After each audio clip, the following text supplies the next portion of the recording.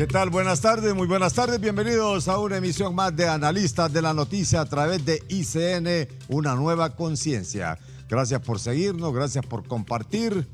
Gracias a todos, cada uno de ustedes, por ese me gusta, ese comentario constructivo. Algunos se enojan. Dice el amigo Oscar que son bien alérgicos. Y no sé, él tiene otro término ahí, un poco. Con Don Mike creo que todavía no hay alergia, porque con esas películas que está rodando últimamente, pues ya van a haber nuevas traducciones y van a haber varias cosas ahí por ahí, ¿verdad? Que de repente hay que visualizarlas. Lo que pasa es que bueno, terminaron la traducción o no han empezado la traducción, pero creo que está pendiente. Esta tarde hemos invitado a Don Mike Vigil y Oscar Estrada. ¿Qué nos ha motivado esta invitación? Bueno, aparte de ser nuestros analistas, que son analistas como ustedes también que nos ven y escriben ahí sus comentarios, eso que ha estado ocurriendo y eso que ha ocurrido no solo una vez, y no una instalación del batallón, instalación militar, sino también instalaciones del Ministerio Público, que se han perdido evidencias de drogas, de armas y de todo. Don Mike Vigil y don Oscar Estrada, buenas tardes. ¿Por el orden de edad o por el orden de no sabría? No, don Mike, por favor. Don Mike, por favor. Sí, muchas gracias, Carlos. Siempre un placer estar en su programa. Muchos saludos a mi gran amigo Oscar. Saludos a todo el pueblo hondureño. Amo a Honduras siempre por su cultura, la valentía de la ciudadanía. Don Mike, ¿nos lo han invitado para venir a rodar parte de alguna película, algún capítulo aquí a Honduras? Pues todavía no, Carlos. Estoy esperando que me vayas invitando. Pero es que yo no es que las puedo, yo no soy productor, sino ahí tiene al productor al lado, mire. Ya tenés tarea. ¿Ah? Sí, pero Carlos ya va muy atrasado, Oscar, en traducir libros, películas. Entonces, si hago otra película, entonces no va a alcanzar Oscar. No, tengo que ponerle un alto para poder yo darle alcance. Son como 5 libros y ya. Entonces, ahí, vamos. Slow down, man. Slow down. Como cinco libros de Don Mike. ¿Y cuántas películas que ha rodado ya hasta el momento, Don Mike? Pues últimamente 2, entonces voy por la tercera. Sí. Y siempre es sobre el narcotráfico. Pues, ¿qué más? ¿Qué más? Eso ha sido mi carrera, o fue mi carrera por 31 años. Sí, no, porque últimamente muestra un arma aquí en el programa, que no sé si siempre la porta. Y que... Pues eso es una arma, la arma más peligrosa porque es tequila. Es tequila. Pero siempre tiene el arma ahí, siempre la de su derecha. Aquí siempre tengo esta arma. Sí.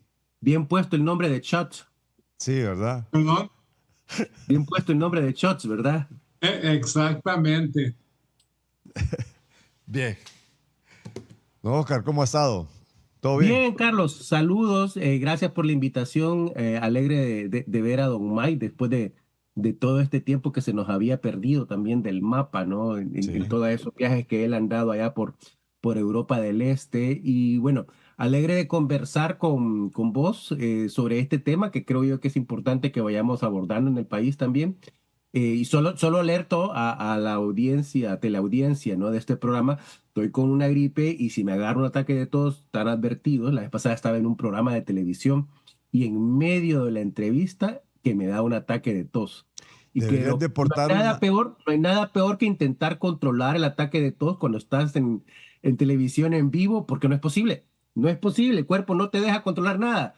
Entonces terminó cortando la entrevista al final. Oscar, pero yo le recomiendo aunque esta recomendación no es tan clínica, pero yo creo que es una de las más efectivas, que porte un arma, porque igual a la de Don May.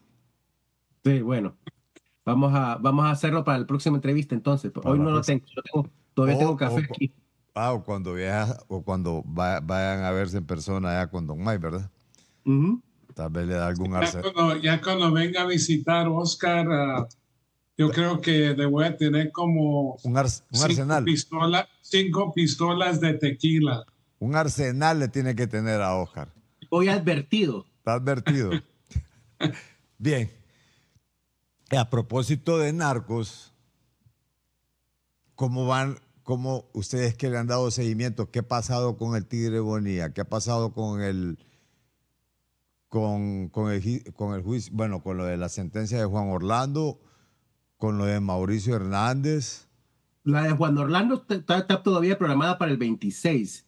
Sí, Recuerdo que había una, 26 de junio.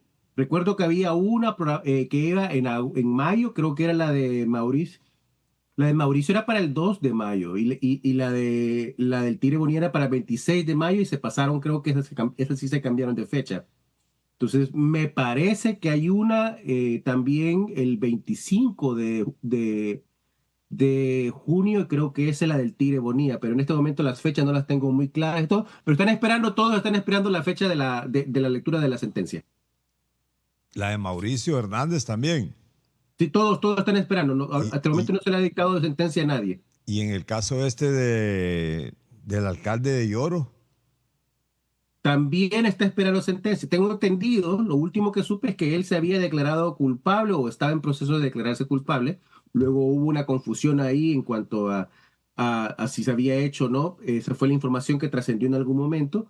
Entonces, después de ese proceso, todavía tiene que esperar a un momento en el cual el juez lo llevará a la audiencia. Esa sí está en Nueva York también para conocer sentencias. O sea, ese es el procedimiento que lleva también. Toca esperar, no sé qué fecha va a ser en la lectura de la sentencia del señor Urquía Soto, sí, de Urbina, ¿sí? Urbina Soto. Sí, porque todavía está pendiente esta, pero creo que aquí había trascendido que sí ya se había declarado culpable, Oscar. Sí, pero el declararse culpable, Carlos, lo que hace es que es como un procedimiento abreviado en Sí, nuestro país, ¿no?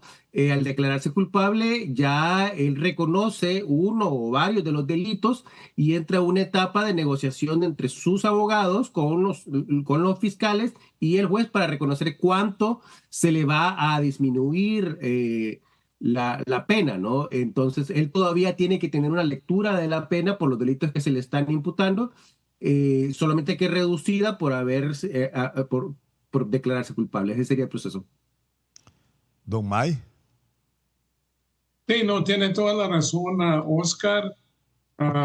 Todas las condenas están pendientes de Tigre Bonilla, Mauricio Hernández, Juan Orlando Hernández, pero yo siempre he dicho que sobre de Juan Orlando Hernández que le van a dictar una cadena perpetua, porque como dije en el pasado, el juez Castel sabe perfectamente bien que Juan Orlando era la cabecilla de esta conspiración en Honduras. No era Tony Hernández, no era Giovanni Fuentes, no era Tigre Bonilla, era Juan Orlando Hernández. Entonces, si él le dictó una cadena perpetua a su hermano Tony, yo espero que le van a dar lo mismo a Juan Orlando.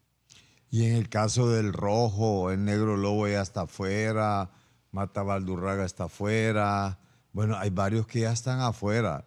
El rojo no, el No, rojo el no, el Rojo no rojo está afuera, todavía, pero el Rojo está dentro. pero el negro lobo sí, pero el negro lobo cumplió su condena. Sí, O sea, cuando él fue condenado, extraditado y condenado en 2014, la condena era de 10 años y él cumplió los 10 años. Entonces, es distinto cuando es una negociación luego de declararse culpable o hay una negociación, un acuerdo de cooperación donde hay una reducción de la pena a cuando el imputado ha cumplido la pena. En el caso Hay otros que se les ha reducido la condena, que tengo entendido que es el caso, por ejemplo, de Mata Valdurraga.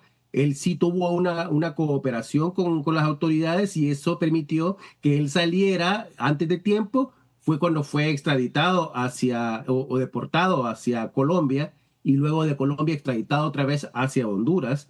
O sea, ahorró ese pasaje aéreo porque ahora está libre en Honduras. Eh, en ese caso sí hubo una colaboración. Su condena se redujo, creo que como a 2 años únicamente. Pero en el caso del Carlos Lobo, él sí cumplió completamente con la condena de 10 años que tuvo. Sí. Don Mike, ¿qué pasa? Algunos salen bien rápido, ¿no? Es decir, no tienen mayor problema y al parecer es de acuerdo a la información.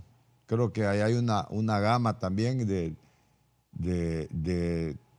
gente que ha sido sentenciada y de gente que está por sentenciarse y, y que definitivamente... Es que todo depende, Carlos, de qué tanto tiene el personaje que ofrecer para las autoridades norteamericanas, ¿no? En algunos El- casos pueden ofrecer descubrir la red de lavado de activos, ¿no? Descubrir cómo cómo el negocio entra a los Estados Unidos, descubrir la estructura. En el caso, por ejemplo, del señor Cachiro, parte de lo que él ha estado negociando desde el 2013 que se entregó es precisamente toda esa serie de grabaciones que él hizo inculpando a narcotraficantes, políticos, y ese es el proceso que él ha venido negociando y que todavía está siendo aprovechado o utilizado por la estructura, por las autoridades norteamericanas, ¿no? Si el narcotraficante no tiene nada que ofrecer, no, pues no puede entrar a un nivel proceso de negociación. ¿Qué va a decir? ¿Qué van a decir los Montes Bobadilla, por ejemplo, ahora que están extraditados? O puede ser que se nieguen a entrar a esta etapa, como es el caso de los Valle, como fue el caso de Lobo, pero ahí también se evalúa mucho a la hora de establecer la condena si han habido antecedentes de violencia, si parte del proceso del narcotráfico que llevaron incluía el asesinato, incluía otro tipo de acciones criminales. Todo eso se toma en cuenta y eso determina si la condena es menor o la condena es una condena mayor, como es el caso, por ejemplo, de Tony Hernández, que fue condenado a cadena perpetua más 30 años y que, como dice Mike, posiblemente sea esa también la condena que le caiga al señor Juan Orlando Hernández. Ahora bien, don Mike, todo esto que ha ocurrido, ahí nomás se va a detener todo este proceso ahí o hay nuevas extradiciones, porque vemos algunos sectores que no, aquí se dijo en algún momento que se iban a tocar empresarios, que se iban a tocar militares, que se iban a tocar una serie de personajes que todavía pues no vemos, pues o sea, no sabemos si va a depender después de concluya lo de estas condenas y todo, va a seguir todo un proceso de extradiciones o no, don May. Bueno, yo creo que sí, Carlos, simplemente porque esto fue una conspiración muy grande. No nomás se trata de Juan Orlando Hernández, de su hermano Tony y otros. Sabemos perfectamente bien que hubo miembros de las fuerzas de seguridad, personas de la justicia hondureña, empresarios, pero yo creo que todavía siguen investigaciones sobre de muchos de ellos, pero los Estados Unidos, los fiscales, nunca van a hacer una acusación si no tiene las pruebas contundentes. Y aparte de eso, yo creo que están siguiendo estos casos muy cuidadosamente porque ellos saben que ahora, después de que fue condenado Juan Orlando Hernández, ya se habla en Honduras de que posiblemente quieran quitar o dañar el tratado de extradición. Muchos de los políticos ya están hablando que por qué están mandando a ciudadanos hondureños a la justicia de los Estados Unidos, que deben de ser juzgados en Honduras. Entonces ya comenzó el movimiento para evitar si llegan más acusaciones formales y más solicitudes para extraditar a estas personas. Entonces, todo este proceso, Carlos, en el futuro va a ser supremamente interesante. No descarta que haya militares que puedan ser extraditados, Domay. Claro, así como la policía, como por ejemplo Tigre Bonilla, Mauricio Hernández y otros. Entonces, de seguro hay elementos del ejército, de los militares que están metidos. Y se me hizo curioso cuando fueron los dos generales sin permiso a Nueva York a declarar en favor de Juan Orlando Hernández y Vaya terminaron. favor el que le hicieron, ¿no? Sí, y lo dañaron más de que le hicieran un favor, pero estamos hablando de mucha corrupción, solo que los Estados Unidos saben perfectamente bien que quieren ayudar al pueblo hondureño, pero tienen que eliminar mucha de esta corrupción antes de que puedan hacer eso. Y todavía existe mucha de esa infraestructura criminal que desarrolló Juan Orlando Hernández. Entonces hay que moverse contra de eso lo más rápido posible. Oscar, ¿qué realmente, cómo se puede justificar una pérdida de 144 kilos de cocaína de las instalaciones de un batallón?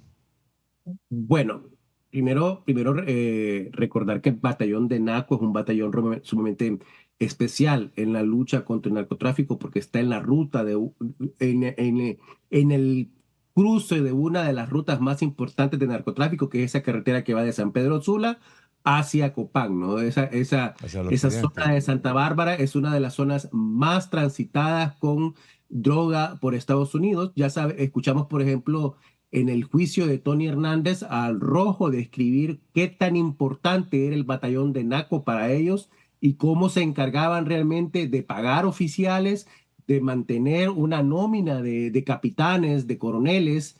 En aquel tiempo, estamos hablando del año 2010, 2012, cuando el Rojo, creo que en esa época era más o menos como de 2004 al 2015, que él dejó de operar ya efectivamente, mantenía una comunicación muy estrecha con el batallón de Naco Cortés, ¿no? Entonces, yo siempre resalto por una de las cosas que he aprendido en esta investigación, si queremos entender cómo se mueve el narcotráfico, tenemos que revisar quién controla el paso de los territorios, ¿no? Si el paso del territorio está controlado por fuerzas militares, hay que revisar entonces las estructuras de oficiales y de clases de ese batallón para poder saber si hay movimiento de dinero en los oficiales o en sus familias que no se justifica para el ingreso que están recibiendo. Requeriría pues entonces una intervención directa por parte de la estructura de las Fuerzas Armadas y del gobierno en general. Entonces, este batallón es un batallón que hay que poner atención, igual que el de la Mosquitia también, tiene ya antecedentes, igual que el de la Ceiba, tiene antecedentes también muy marcados. De aquí salió también, no sé si te acordás, Carlos, cuando se dio el escándalo de algunas armas que se desaparecieron. Allá creo que fue como por el 2002, 2003, Sí. ¿no? Porque el que estaba involucrado en ese momento me parece que era el narcotraficante Paico, que utilizó las armas, que compró las armas robadas a las Fuerzas Armadas a ese batallón y las cambió por drogas a las FARC en Colombia a principios del año 2000. Entonces, Oh, ya hay entonces antecedentes que nos indican que este tipo de incidentes no son inusuales, han pasado antes. Si no se hacen los correctivos apropiados, va a seguir pasando. Y no es una cuestión tampoco de decir que, bueno, vamos a meter preso ahora al jefe de la bodega y al guardia porque todos estamos en operativos en La Ceiba, en La Mosquitia, como es la excusa que han sacado. No, aquí hay oficiales metidos. Esto no pasa sin conocimiento de alguien que venga de arriba. Esto no es una cuestión de clases. ¿Qué piensa, Domay? Mira, Carlos, aquí en los Estados Unidos, por ejemplo, si la DEA o otra agencia decomisa, por ejemplo, para darte una cifra, 1 tonelada de cocaína, entonces nosotros solicitamos autorización de los fiscales federales para destruir esa tonelada de cocaína después de que conseguimos como 6, 7 muestras para mandar a un laboratorio de nosotros para poder comprobar que en realidad sí es cocaína y presentar esa evidencia en un juicio contra de un grupo de narcotraficantes. Entonces yo creo que Honduras tiene el mismo proceso, pero se me hace curioso que el Ministerio Público Fiscal, no sé cómo lo llaman, que mandó esa droga, esa cocaína al batallón tercero, que en realidad no tiene control, no tiene un lugar donde puede controlar esa droga. Simplemente era una bodega donde todo el mundo tenía acceso.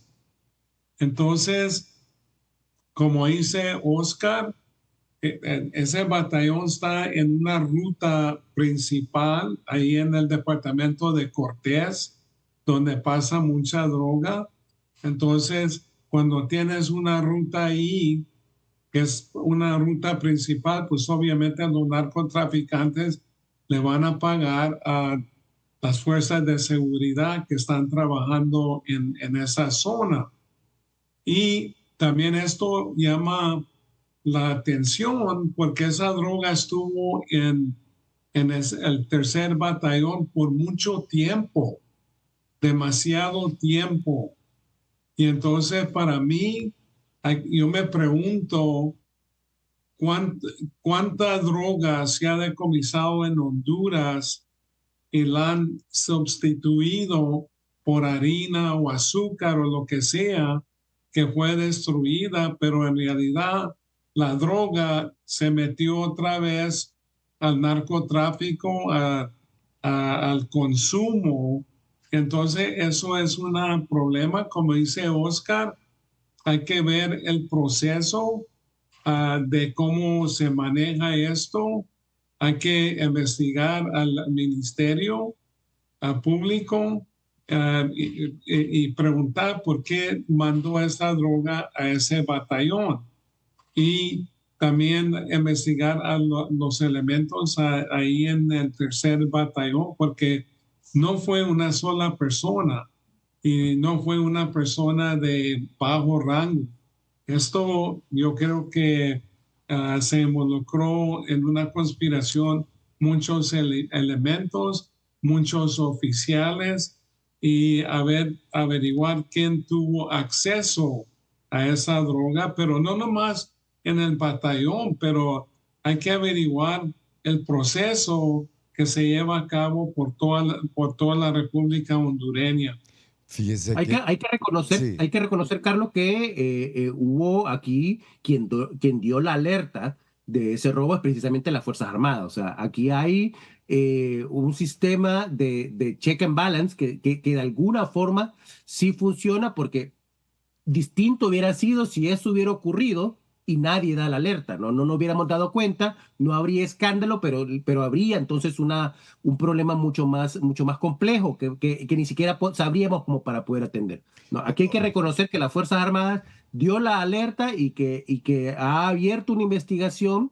Lo que toca ahora como sociedad es estar encima de esa investigación para que lleguen hasta el final, ¿no? Eso por un lado.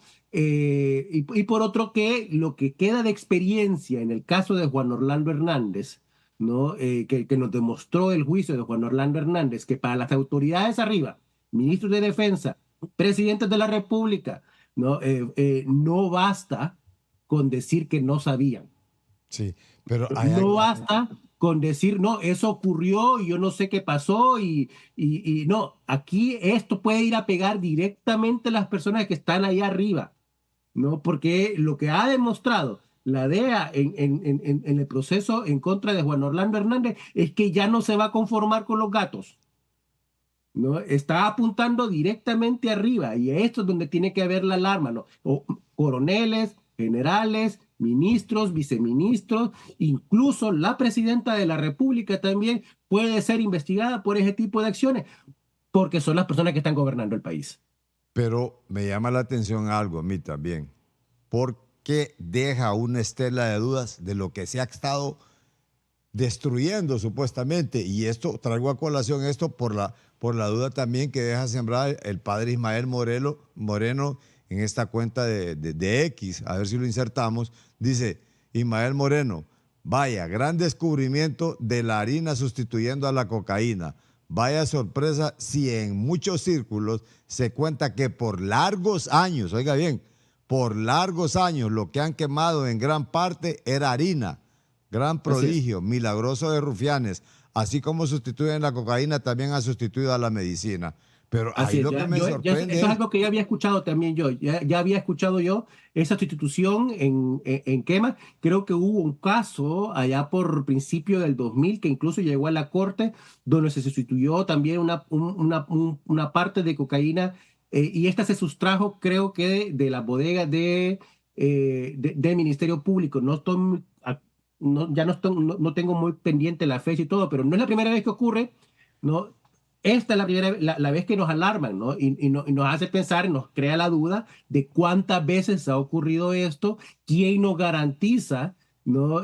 ¿Quién está vigilando a los vigilantes? ¿No? ajá, Quién está llevando este control?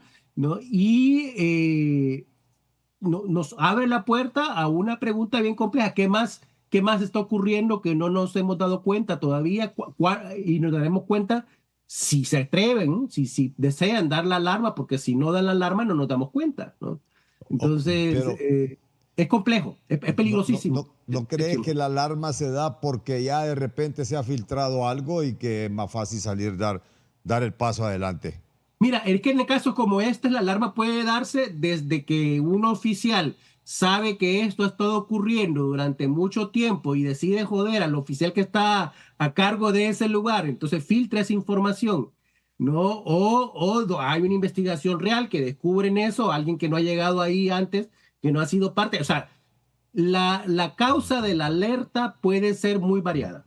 No, no puedo especular aquí por qué se da la alerta. Lo importante es que se da una alerta, ¿no? Y que esta alerta realmente es seria. ¿No? O sea, yo digo, si hubiera sido una captura de $2 millones en efectivo, le hubieran dicho al batallón, vaya, mételos en su bodega ahí, los vamos a ir a pedir dentro de 2 años.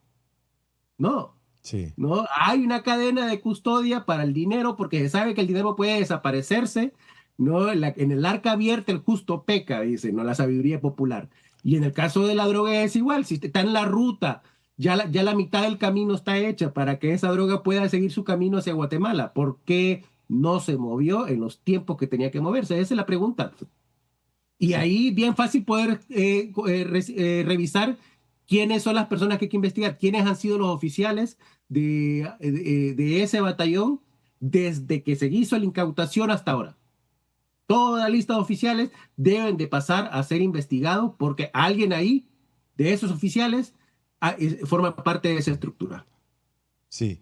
Vamos, mire, don May, para irnos al cambio, vamos a insertar cuál fue lo que dijo el portavoz de las Fuerzas Armadas en relación a esto, porque ahí quiero que retomemos el tema y es, si hay un libro de novedades, se supone, ahí tiene que estar. En el batallón eso se estila. Entró fulano de tal, salió con tal y iba para tal lado. Punto. Pero ahí, ¿qué es lo que dicen? Ahí lo que dicen es que se van a someter. Mejor escuchemos ahí a Mario Rivera, Sí, que ¿Cuál es la los posición? robos no aparecen en el libro de novedades. No aparecen en el libro de novedades. No, los robos no aparecen en el libro de novedades. Qué interesante, ¿verdad? Bien, vamos con Mario Rivera y esa alerta que ha dicho don Oscar, que las propias Fuerzas Armadas. En relación al caso sobre el hurto y sustitución de 144 kilos de cocaína que fueron extraídos de una bodega de evidencias del tercer batallón de infantería con sede en Naco Cortés, las Fuerzas Armadas informa al pueblo hondureño que ya se han puesto a disposición del Ministerio Público a varios miembros de nuestra institución para que se realice la investigación respectiva y poder esclarecer este hecho. La instrucción que se ha recibido por parte del señor ministro de Defensa, del señor jefe del Estado Mayor Conjunto, es actuar con transparencia y brindar toda la colaboración posible al Ministerio Público para poder esclarecer este hecho. Bien, al retorno porque, como dice Oscar, ahí lo que se está llamando es a... ¿Quién? Al de la bodega o no sé a quién es más, pero también hay gente arriba. Don May, ¿y en qué puede perjudicar esto con la gente del Comando Sur de los Estados Unidos? Oh, mucho. ¿Verdad? Mucho. Yo creo que es correcta. Estos comentarios los quiero después de esta breve pausa. A ver si no se me olvidan. No, le recordamos.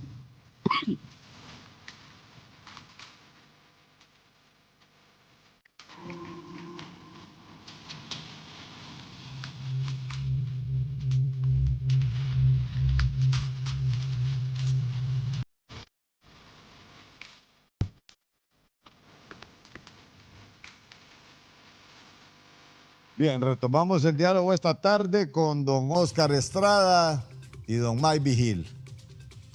Repercusiones, consecuencias que puede traer la pérdida de estos 144 millones en la relación con el Comando Sur de los Estados Unidos, quienes han estado dando un apoyo a los militares, especialmente en estos últimos 2 años y pico, al ejército hondureño. Y qué raro que se haya perdido precisamente a finales del 2023, a inicios del 2024, esta cantidad de droga. Y como ha dicho don Oscar Rivera, que ya se ponen a la disposición, a don Mario Rivera, que afirmó que ya se puso a la disposición del Ministerio Público a varios soldados y oficiales implicados en el robo de los 144 kilos de cocaína en esa unidad militar de Naco Cortés. Don Mike Vigil. Sí, mira, eso va a tener impacto negativo entre el Comando Sur y las fuerzas militares hondureñas, simplemente porque van a desconfiar, por ejemplo, si ellos tienen un intercambio de inteligencia, que esa información se va a filtrar al narcotráfico, que si les dan armas o equipo, que van a vender esas armas y equipo al narcotráfico o al crimen transnacional.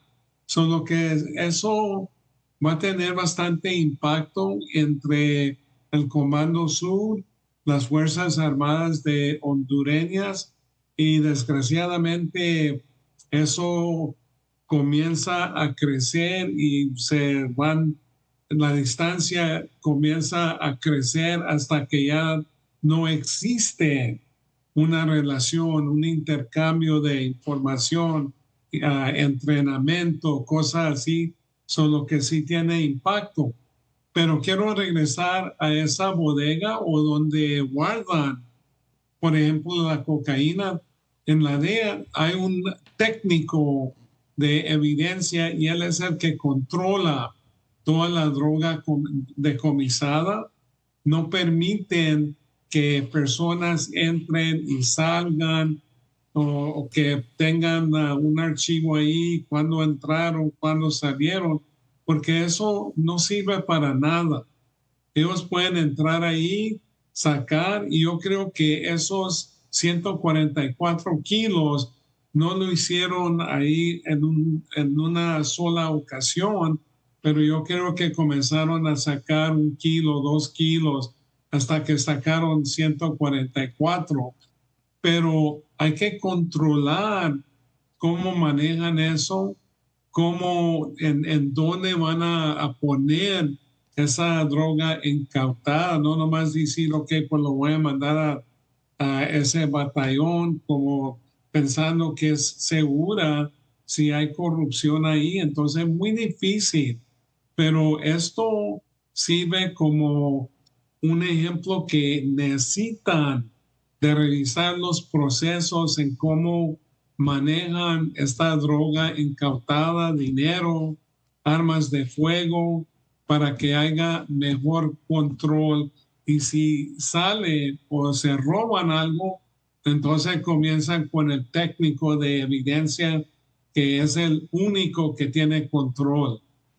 Y la duda, don Mike, que en años anteriores lo que se quemaba es harina también, no droga, pues es decir que todo esto como que pone al descubierto, como que es el detonante, porque sí hay una evidencia que se desaparecieron, más algunas dudas que se venían generando, y ya con lo que ha apuntado Oscar es que sí se dio en algún momento, que ya se había dicho que era harina lo que quemaban. Y eso hace mismo, o sea, en la marihuana yo creo que también le han de meter algún montón de zacate de repente también, pues. Sí, Pues que genera duda. El asunto está que la duda no prueba nada, ¿no? La duda lo que genera es desconfianza. O sea, nosotros no podemos saber si en los cargamentos que se han quemado, ¿no? En las distintas actividades se quemó el cargamento o se quemó harina o se quemó cemento o qué, no hay forma de saberlo. El problema con esto es que nos genera una desconfianza de las autoridades que están a cargo de eso, ¿no? Una desconfianza que es bien cara. O sea, yo creo que lo más caro que tiene cualquier autoridad es la confianza de la ciudadanía. Si esa se pierde, entonces toda acción pasada y futura entra ya a otro tipo de evaluación que nos hace realmente cuestionar a la autoridad de una manera ya mucho más compleja de resolver. Y para ti, ¿qué otro tipo de repercusiones pudiese tener en el hecho de que la duda, como dices, pero digamos exactamente con el Comando Sur?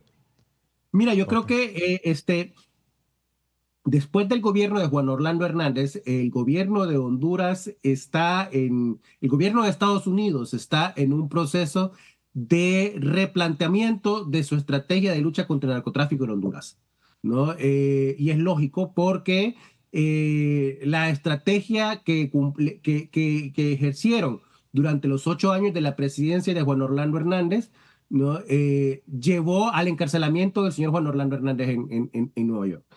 En ese proceso de reconstrucción hay muchas dudas de quiénes son las personas en las cuales se puede confiar actualmente por parte de las autoridades norteamericanas. No por ser personas electas, no por ser personas nombradas, son personas en las cuales Estados Unidos va a presentar su confianza en este momento.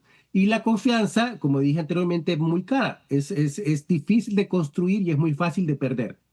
Entonces, yo siento que Estados Unidos y Honduras están en un momento de mutua desconfianza, ¿no? En la cual se debe también y por eso la importancia de esta investigación, porque si esta investigación genera dudas, ¿no? Si se quiere ocultar procesando únicamente a los gatos, ¿no? Va a ser muy dañino en esa relación con las autoridades y con los procesos de la guerra contra el narcotráfico de Estados Unidos. O sea, debe quedar bien claro cuál es la estructura que extrajo ese cargamento del batallón del narco y procesarla hasta arriba, ¿no? Y la experiencia nos ha dicho que normalmente en esta estructura cuenta con altos oficiales como parte de ella. Son las personas que precisamente se garantiza de nombrar a los guardias o de acercarse a los guardias o de colocar el personal que necesita en la medida que va a buscar operar. No son robos de que de la noche a la mañana voy a ver, hoy no hay nadie ahorita, voy a meterme a sacar a estos 140. No, tiene una planificación, tiene un trabajo que toma tiempo y que en ese sentido es necesaria la participación de cómplices en la alta estructura del batallón. ¿Quiénes son? Si no aparecen esas personas, entonces la investigación que entregue la Fiscalía y las Fuerzas Armadas estará en duda. Y eso va a generar muchos problemas para el gobierno. Y este replanteamiento que dices tú en relación desde el tiempo de Juan Orlando Hernández y luego que ya lo pasó y lo que ha pasado con Juan Orlando Hernández, replanteamiento de dudas hacia las autoridades hondureñas, pero también de dudas y replanteamiento hacia autoridades o representantes de miembros de la DEA aquí en nuestro país, de los Estados Unidos. Es que veamos lo que está ocurriendo en México en esto. O sea, México está pasando por una etapa bien compleja en su lucha contra el narcotráfico, 100 años desde que comenzó ese proceso de lucha contra el narcotráfico entre los dos países, México y Estados Unidos, ¿no? Antes con opio y con marihuana, ahora el tema del fentanilo, o sea, cómo ha ido evolucionando. Y vemos que la relación del gobierno de México con la agencia antidroga de Estados Unidos no es la mejor en este momento. Está pasando por uno de los peores momentos de relación, al punto de que en algunos momentos se ha hablado incluso de cerrar operaciones de la agencia antidrogas en el gobierno mexicano por parte del gobierno mexicano, ¿no? Y eso genera realmente mucha tensión. Las razones son muy complejas, requeriría un programa completo solamente para hablar sobre la situación de México, ¿no? Sí. Pero veamos lo que está ocurriendo en México, veamos lo que ocurrió en Bolivia, lo que está ocurriendo en Colombia también, que es otro lugar donde están también evaluándose muchas cosas, y pues nosotros no tampoco nos estamos inventando el agua caliente como país, ¿no? O sea, son situaciones, y más cuando empieza, yo recuerdo, ¿no? Cuando Juan Orlando advertía, ¿no? En varios foros públicos que lo hizo, advertía del peligro que había en procesársele a él, y él indicaba, y creo yo que tenía razón en ese momento, que el peligro es que los gobiernos de Latinoamérica, que son necesarios en la lucha contra la droga para Estados Unidos también, iban a cuestionar la participación o la colaboración de esas operaciones. Porque entonces viene un asunto de, bueno, ¿hasta dónde puedo yo confiar que este no me va a terminar metiendo preso a mí? ¿No? Porque nuestros gobiernos tampoco es que están compuestos por angelitos, ¿no? Entonces, y ese proceso es lo que está ocurriendo actualmente, y esto entra dentro de ese momento de replanteamiento de estrategias y de alianzas. Don Mayo, ¿usted qué piensa sobre toda esta situación que se ha planteado? Bueno, se trata de esto que, como dice Oscar, sí hemos tenido problemas en México, en Bolivia, también durante el gobierno de Juan Orlando Hernández, que muchas veces comienzan a atacar a la DEA o al FBI simplemente porque muchos oficiales, incluyendo, por ejemplo, en este caso, Juan Orlando Hernández, que estaba bien metido en el narcotráfico, también son lo que siempre tratan de golpear a la DEA, que está ahí para hacer un trabajo muy, muy importante, pero comienzan por ejemplo, en México han restringido muchas de las actividades de la DEA, del FBI y todas las agencias de los Estados Unidos, especialmente después de que fue detenido Salvador Cienfuegos, el ex secretario de Defensa durante la administración de Peña Nieto. Y ahora, por ejemplo, está bien dañado en las relaciones en México, y eso causa que los carteles trabajen con más impunidad, y eso se traduce a más drogas, incluyendo fentanilo, entrando a los Estados Unidos. Entonces nosotros tratamos de colaborar con los gobiernos, pero muchas veces todo depende de quién entre al poder sobre de la coordinación, la colaboración, y muchas veces hay buena colaboración, pero entran otros políticos que están metidos hasta la gorra en el narcotráfico y comienzan a a dañar las relaciones porque no les conviene que la DEA esté ahí investigando. Ujú, ujú. Sí, Oscar. No, a ver, la guerra contra las drogas que conocemos ahorita, ¿no? Que la que arrancó Richard Nixon tiene 50 años ya, ¿no? Y en esos 50 años han habido cuántos gobiernos en América Latina y cuántos gobiernos en Estados Unidos, ¿no? Y cada gobierno cada cambio de gobierno que hay dentro de cada una de estas partes requiere una nueva replanteamiento entre las dos partes para poder definir cómo se va a llevar esta estrategia. En algún momento Estados Unidos tenía una hegemonía mucho más consolidada, ¿no? Y América Latina realmente no estaba en condiciones de poder rebatirle. No estamos hablando de la estrategia de Reagan en los 80, ¿no? En los 90, pero ahorita ya el contexto geopolítico de Estados Unidos y América Latina es muy distinto. Entonces, cada cambio de gobierno que haya va a requerir un replanteamiento. En la lucha contra las drogas no podemos pensar que va a ser lo mismo que la DEA va a seguir haciendo lo mismo que hacía hace 10 años o que hacía hace 5 años, porque el gobierno de Estados Unidos cambió y cambiaron sus estrategias, el gobierno de Honduras cambió y cambiaron sus estrategias, las Fuerzas Armadas cambiaron también. Es como lo que decía Hipócrito, ¿no? El río ya no es el mismo, porque el agua y uno que lo veo ya cambió, ¿no? Entonces, y en ese proceso de cambio hay que reevaluar también el asunto de quiénes son las personas en las cuales se puede confiar, quiénes son los aliados en ese proceso, porque algo que no cambia, ¿no? Es la ruta, ¿no? Algo que no ha cambiado, bueno, ha cambiado un poco también, y ahora va más para Europa y para Rusia que para Estados Unidos, el tema de la cocaína, pero el fentanil sigue moviendo desde Estados Unidos. Entonces, y en ese proceso creo yo que entra esta crisis que hasta el momento ha sido controlada por el gobierno. No es un tema de discusión nacional porque tampoco hay mucho que se puede discutir. Se lo robaron y tiene que haber una investigación.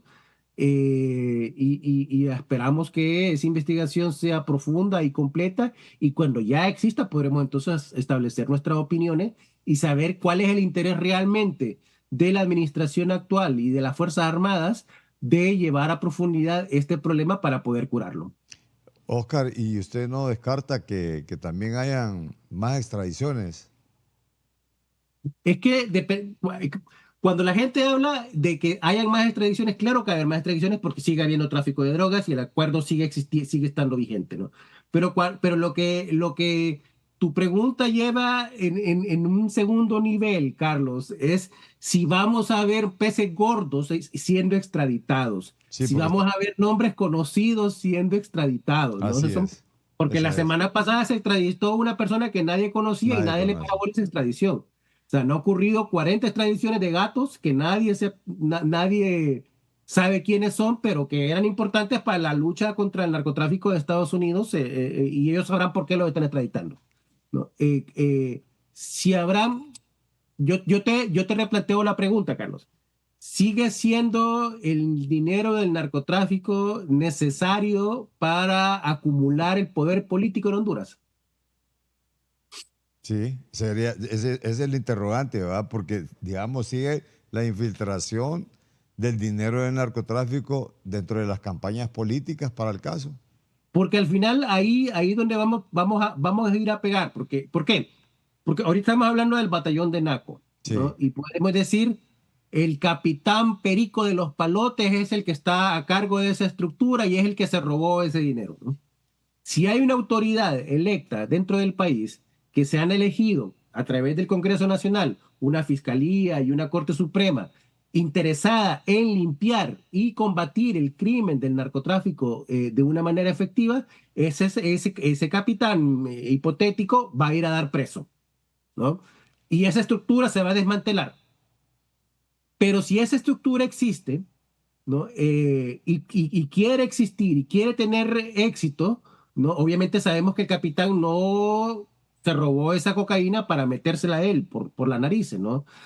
O para venderla en su barrio, no. Él tiene un vínculo con un cartel, con una estructura mayor que la que le compra la cocaína, ¿no? Y que es la que hace que la cocaína continúe su ruta. Si esa estructura quiere tener éxito y subsistir, sobrevivir la mayor cantidad de tiempo posible, necesita vínculos con las autoridades electas. Y la única forma que puede hacerlo es financiando campañas políticas. Entonces, al final, todo eso va a caer en el proceso democrático. El asunto del narcotráfico, yo soy de la teoría de que a la gente realmente no le importa el tema del narcotráfico. La discusión del tema del narcotráfico es una discusión de ilustrados, de técnicos, de personas que están viendo el tema mucho más allá del dinero que genera el narcotráfico, porque la gente común, con el narcotráfico lo que ve es el dinero que deja en la sociedad, que deja mucho dinero, El ¿no? circulante que queda ahí, ¿no? Es decir, cómo se Circulante, mueve. compran motos, dan fuentes de Sí. trabajo, contratan jardineros, contrata albañiles, la Co- gente co- normal compran, quiere ese compran dinero. celulares y bueno. Sí, el problema es que ese dinero del narcotráfico, para poder existir, tiene que filtrarse en nuestro sistema electoral y nos debilita las instituciones. O sea, Don, para que ese poder exista, necesita debilitar nuestras instituciones. Y es ahí donde viene la discusión entonces de cabezas calientes como nosotros que están alertando sobre el tema del narcotráfico. No es por los narcos, es por la debilidad que genera en nuestras instituciones que nos hace incapaces de poder resolver nuestros problemas. para Don May, sí, continúan las viejas estructuras del Juan Orlandismo dentro de la policía, dentro del Ministerio Público y dentro del Ejército. ¿Es así, Don May? Sí, totalmente, Carlos. Cuando estaba Juan Orlando, obviamente convirtió a Honduras a un narcoestado. Y un narcoestado es cuando tienes a muchas instituciones, por ejemplo, en este caso en Honduras, que se corrompieron. No, no todos los políticos, ni todos los miembros de las Fuerzas Armadas, ni de la policía, ni de los empresarios, pero hubo muchos que estaban, que tenían vínculos con Juan Orlando y su hermano Tony Hernández. Y cuando hablamos de la narcopolítica, sabemos perfectamente bien que el narcotráfico no puede existir si no tiene protección de la sistema política. Y hay muchos que toman sobornos, piensan que entrando a la política, la única cosa que quieren hacer es llegar a las riquezas rápido que trae el dinero caliente del narcotráfico y se venden y eso daña el país porque les importa poco de desarrollar los sistemas de educación, de salud, de seguridad y daña el proceso democrático en el país, la corrupción, en realidad daña el imperio de la ley, hace mucho daño en el pueblo y todavía siguen muchos políticos que estaban vinculados con Juan Orlando, que todavía están en poder. Entonces, yo creo que es muy importante hacer una limpieza de esas personas y quitarlos de ahí y juzgarlos. Ahora bien, esto yo me pregunto, estos estados de excepción, ¿en qué contribuyen a toda esta lucha contra el narcotráfico, Oscar? Pues el estado de excepción no ha sido creado para combatir el narcotráfico. No, el propósito del estado de excepción fue para compartir, como el propósito que se generó en aquel momento, ¿no?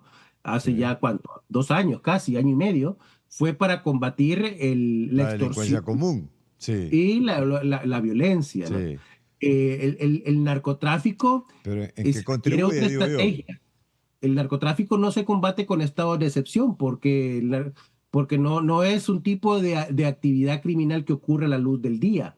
Es un tipo de actividad criminal que ocurre a la sombra, que ocurre con soborno, que ocurre con poder político. O sea, el narcotráfico no es el delincuente que se sube al bus a robar celulares, ¿no? Ese no es. El narcotráfico es una estructura de mucho poder y mucho dinero que se reúne en palacios, que se reúne en hoteles de lujo, que se reúne en resorts. Entonces, y ahí no llega el estado de excepción. O sea, yo no he visto que haya estoy seguro que hay cateos en los barrios como la Rivera Hernández, como Chamelecón, pero no hay cateos en las vías de la clase alta, que es donde viven los narcotraficantes. Entonces, requiere otro tipo de estrategia. Entonces, partiendo desde ahí, lo que se comprobó, ¿no?, durante la pandemia, ¿no?, que los lockdowns, los toques de queda, sí dificultaban la movilización de las personas, ¿no? Y por lo tanto dificultaba el tráfico de droga. Pero entonces no podemos pensar que el Estado de Honduras, para combatir el narcotráfico, va a inmovilizar a la población completa. Eso tiene unas implicaciones políticas muy grandes, ¿no?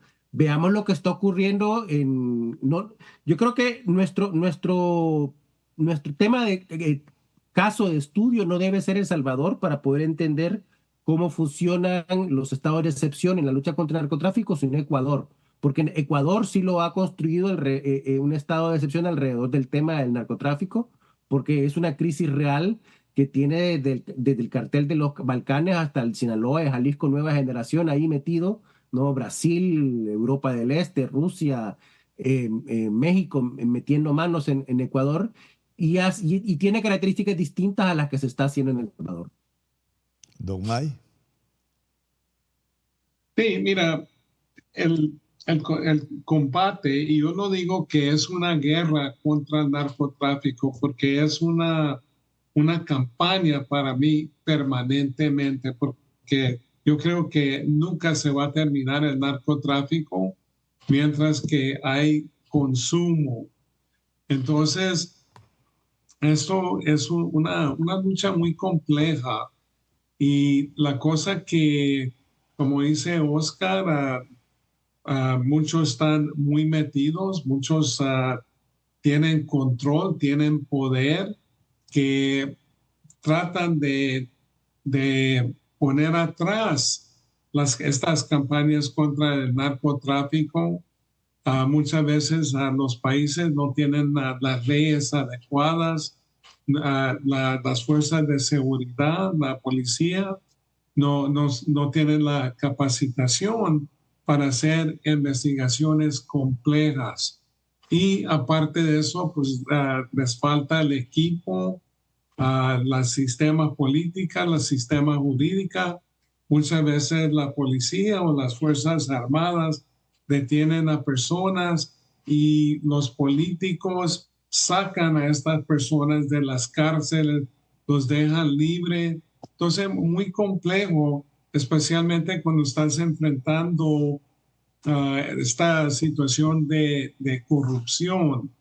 Pero hay que seguir luchando, porque si nomás decimos, ok, pues ya no vamos a combatir este problema, entonces eso va a causar bastante daño en todos los países, especialmente en los países consumidores, los países donde el narco político es muy poderoso. Pero en Honduras ahora miramos lo que sucede, porque Honduras nada más era un país transitorio, y ahora se ha convertido a un país productor, donde están encontrando cultivos de coca, laboratorios, y luego ya después yo creo que viene el consumo grande en Honduras, si no ha llegado a ese punto, porque hay un proceso, las fases que llegan. Y México, por ejemplo, también era un país productor.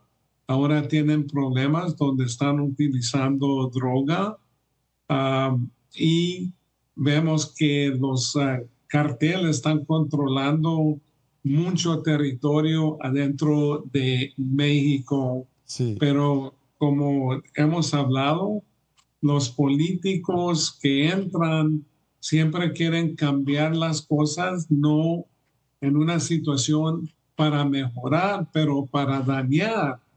Y la política daña, entonces todo lo que se ha logrado en décadas se daña y tienes que comenzar de nuevo cada vez que entra una nueva administración y muchos les importa poco, la única cosa que quieren es el dinero y es el poder. ¿Cómo no? En 15 segundos vamos a resumir esto cada uno. Esto, precisamente, que dice don Edmundo Orellana Mercado. Y eso, no sé si hay mucha carga de ironía y de verdad en esto. Si bajo la gestión de los narcos no hubo negligencia en la administración del zoológico, cabe preguntarse, ¿son los narcos mejores administradores que los funcionarios públicos? Oscar, 15 segundos. Mira, yo califiqué en mi libro, basado en los personajes que han sido encarcelados, los capos, Sí. realmente eran genios de la administración. Criminales, perversos, malignos, podemos usar todos los calificativos, pero para administrar, para saber cómo se maneja un negocio, porque el narcotráfico tiene las reglas del capitalismo más salvaje que puedes imaginarte. Si sos Sí. mal administrador y mal administrador, no logras crecer como narcotraficante, ¿no? Entonces, ahí la pregunta de mundo bien clara. ¿Los narcotraficantes están formados para ser buenos administradores o mueren en el proceso? Don Mike, para concluir. Sí, mira, los narcos son mejores administradores, por ejemplo, de los CEOs de muchas de estas corporaciones globales. Toma en cuenta a Chapo Guzmán. Chapo Guzmán tiene una educación de 3 años aproximadamente y él construyó un cartel que ahora opera en 6 de los 7 continentes. Entonces, es mejor administrado que Amazon, que otras corporaciones y tienen unas ganancias enormes. Anteriormente, por ejemplo, los carteles de México tenían unas ganancias de aproximadamente 35 billones de dólares anualmente. Ahora es más de 100 millones porque comenzaron a meterse a la industria legítima. Ahora hasta están metidos en la industria de tortillas en México, en aguacate, en el robo de madera, en el tráfico de migrantes, donde están ganando como 12 billones de dólares anualmente, del robo de petróleo.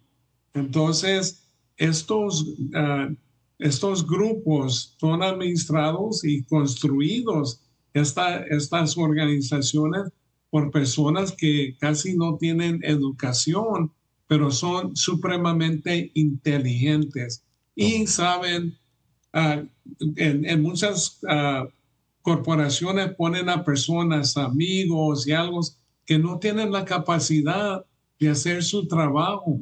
En los carteles siempre ponen a personas los mejores que puedan conseguir en esos puestos que manejan la logística, que manejan la distribución, el lavado de dinero. Entonces, en ese aspecto son mucho mejor que muchas corporaciones que existen en el mundo hoy en este día. Cómo no. Muchas gracias, don Mike. Gracias, Oscar. Saludos. Gracias, Carlos. Buena semana. Ahí me cuentan de su encuentro. Ahí te vamos a mandar fotos. Y por ahí nos encontraremos. Sí. Muchas gracias. Saludos, Mike. Gracias. Bueno. Gracias, un fuerte abrazo, Carlos. Fuerte abrazo a Oscar. Gracias, igualmente a ambos. Bien. Don Oscar Estrada y Mike Vigil, aquí en Analistas de la Noticia. Buenas tardes.